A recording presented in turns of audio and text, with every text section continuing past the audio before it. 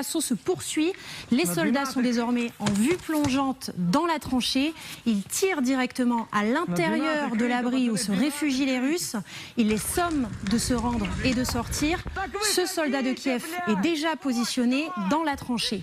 Deuxième imprévu à ce moment-là, regardez, un soldat russe sort la tête de l'abri et profite d'un moment d'inattention pour jeter cette nouvelle grenade presque au visage d'un soldat ukrainien.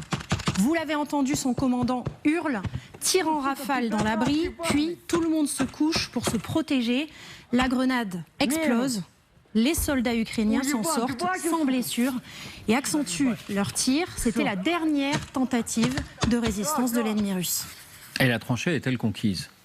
Eh bien oui, les Russes sont acculés et le dialogue s'engage alors entre les deux camps.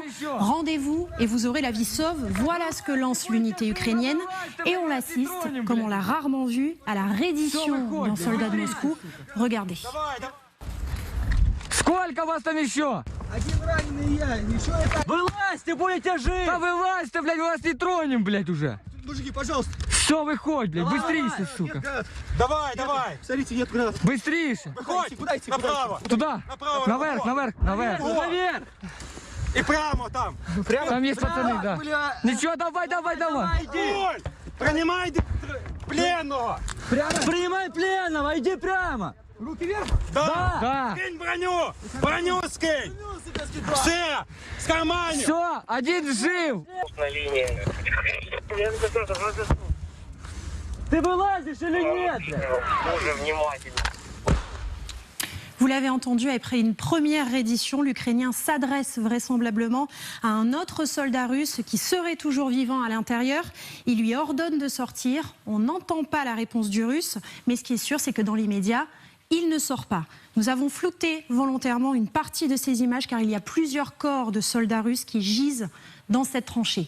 Puis il y a un moment de flottement, on entend un premier obus siffler, sans que l'on sache précisément s'il s'agit de l'artillerie russe ou de l'artillerie ukrainienne qui tente un soutien à distance. Puis un deuxième obus explose en soulevant une gerbe de terre à quelques mètres et c'est alors que le meneur de l'unité fait un point de situation avec le droniste à distance pour tenter de débloquer la situation. Écoutez. Короче, ситуація така. Там має бути 2 300-х, вони не відповідають, там щось горить, зайти невозможно. Вони контролюють з двох сторон, треба контролювати 12 і окапувати. Ну, вроді да, бля. Ну вони не відповідають уже. Треба лопати і термобари, бля.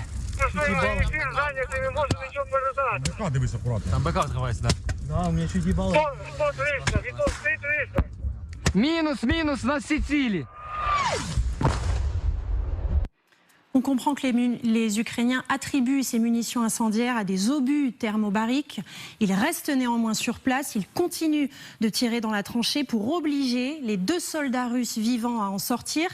Et la suite, c'est cette vue aérienne qui nous la montre. Un soldat russe, vous le voyez entouré, finit par sortir de l'abri en rampant. Il est cerné. Tous les fusils mitrailleurs sont pointés sur lui. On vous le disait, on vous a épargné des images difficiles, mais les pertes russes semblent énormes durant cet assaut.